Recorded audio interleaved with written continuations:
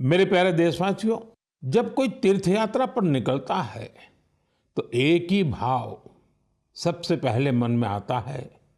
चलो, बुलावा आया है। यही भाव हमारे धार्मिक यात्राओं की आत्मा है। ये यात्राएं शरीर के अनुशासन का, मन की शुद्धि का, आपसी प्रेम और भाईचारे का, प्रभु से जुड़ने का माध्यम है। इनके अलावा इन यात्राओं का एक और बड़ा पक्ष होता है। ये धार्मिक यात्राएं सेवा के अवसरों का एक महाअनुष्ठान भी होती हैं। जब कोई भी यात्रा होती है तो जितने लोग यात्रा पर जाते हैं उससे ज्यादा लोग तीर्थ यात्रियों की सेवा के काम में जुटते हैं। जगह जगह भंडारे और लंगर लगते हैं। लोग सड़कों के किनारे प्याऊ लगवाते हैं।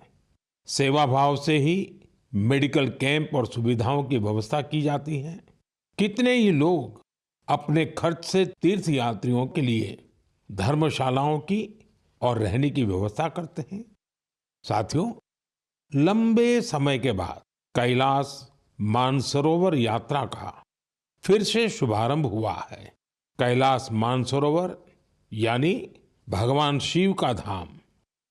हिंदू, बौद्ध, जैन हर परंपरा में कैलाश को श्रद्धा और भक्ति का केंद्र माना गया है।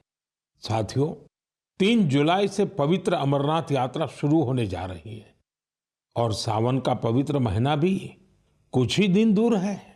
अभी कुछ दिन पहले हमने भगवान जगन्नाथ जी की रथ यात्रा भी देखी है।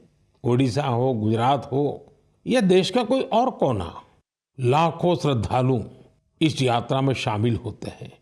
उत्तर से दक्षिण, पूरब से पश्चिम, ये यात्राएं एक भारत श्रेष्ठ भारत के भाव का प्रतिबिंब है।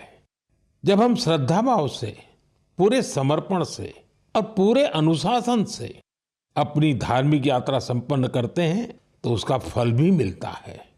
मैं यात्राओं पर जा रहे सभी सौभाग्यशाली श्रद्धालुओं को अपनी शुभकामनाएं देता हूं। जो लोग सेवा भावना से इन यात्राओं को सफल और सुरक्षित बनाने में जुटे हैं, उन्हें भी साधुवाद देता हूं।